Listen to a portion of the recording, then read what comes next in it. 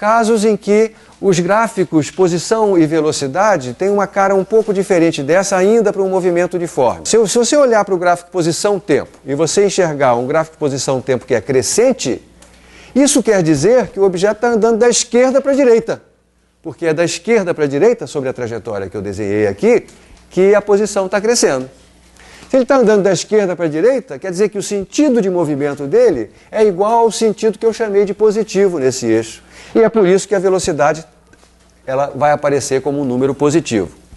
Se eu representar um gráfico posição-tempo que seja assim, ó, como é que vai ser o movimento que esse gráfico está representando? Como é que ele vai ser do ponto de vista aqui da trajetória? Ele vai estar andando para lá ou para cá?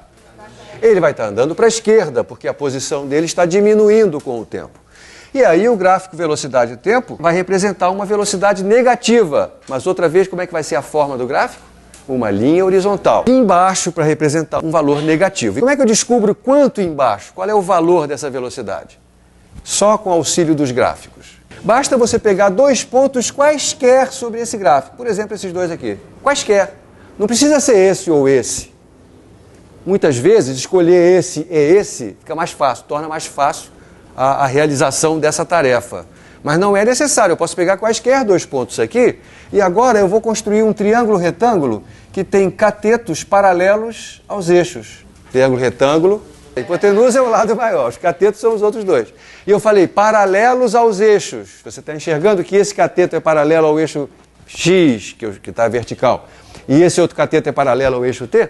Olha só, este cateto aqui, ele representa a distância percorrida, porque no início desse intervalo de tempo o objeto estava na posição representada por esse número, no final estava representada por esse número aqui, a diferença entre os dois, que vai dar um número negativo, porque ele está andando para a esquerda, representa o quanto a posição dele variou.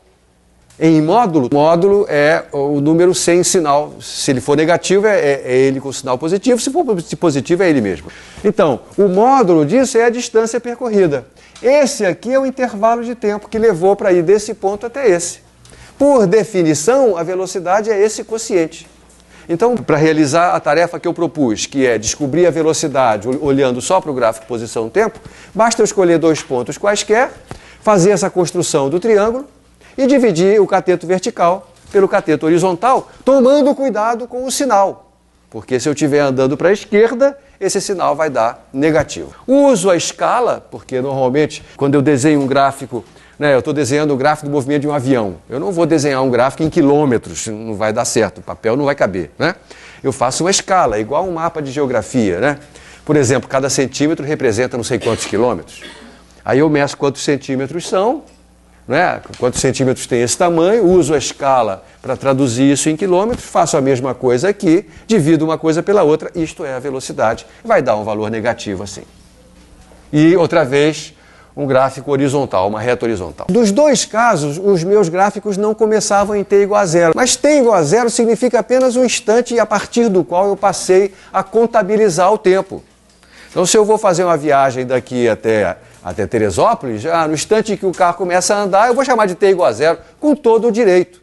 O que aconteceu antes daquele instante, aconteceu em instantes negativos. Então, por isso que instantes negativos fazem sentido físico, porque a escolha do instante que eu vou chamar de zero é arbitrária e depende da situação que eu estou querendo analisar. Ainda tinha alguma outra coisa que ele, a partir daqui, e usando essa expressão, ele pode ter escrito uma expressão assim, que a posição como função do tempo é igual a uma posição inicial mais o produto da velocidade pelo intervalo de tempo. É exatamente o que está escrito aqui, é uma matemáticazinha simples. Agora, essa posição inicial, x de zero, não é necessariamente zero, não é necessariamente x em t igual a zero, É o x que corresponde ao início desse intervalo de tempo aqui. Vamos tratar de movimentos que acontecem com velocidade variável, que é o que acontece na prática, mais comumente. Quando você veio de Teresópolis para cá, eu aposto que você não andou com velocidade constante.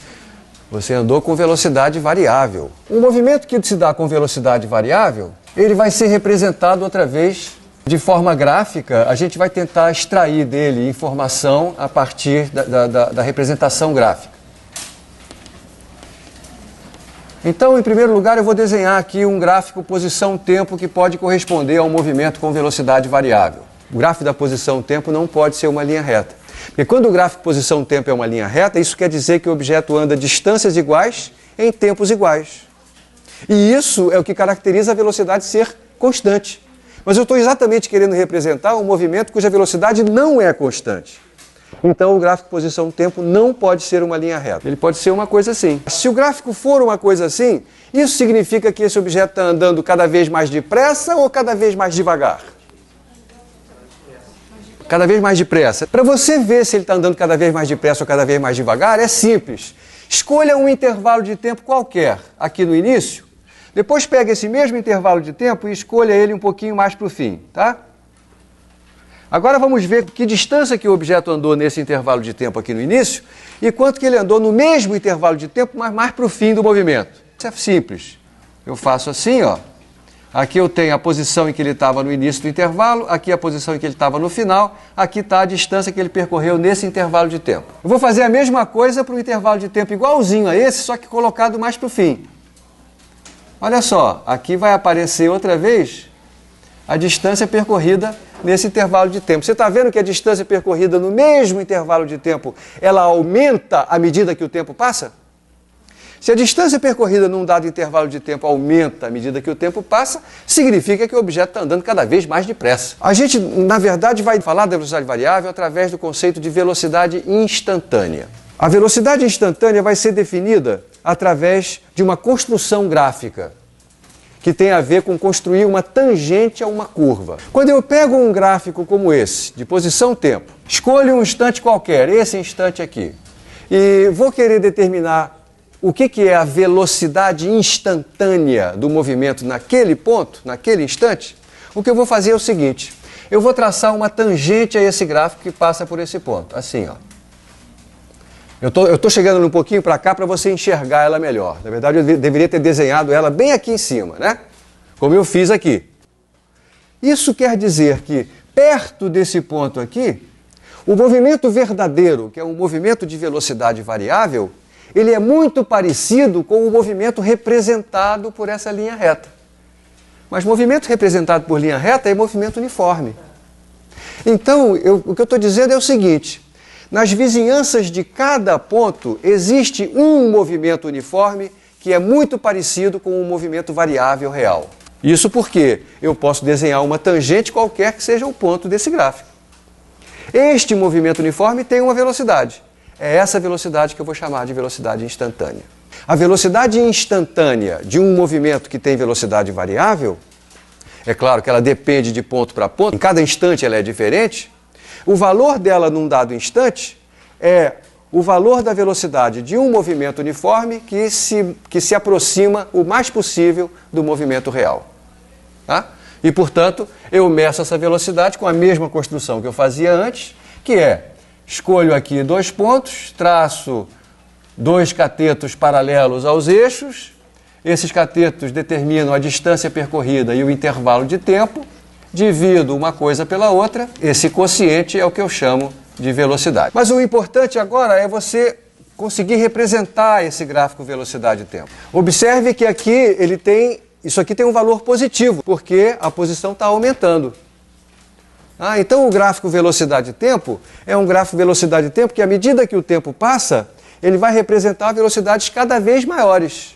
Então ele pode ser assim, por exemplo. Quando você encontrar um gráfico como esse, um gráfico velocidade-tempo como esse, você está olhando para um movimento muito especial, chamado um movimento uniformemente variado.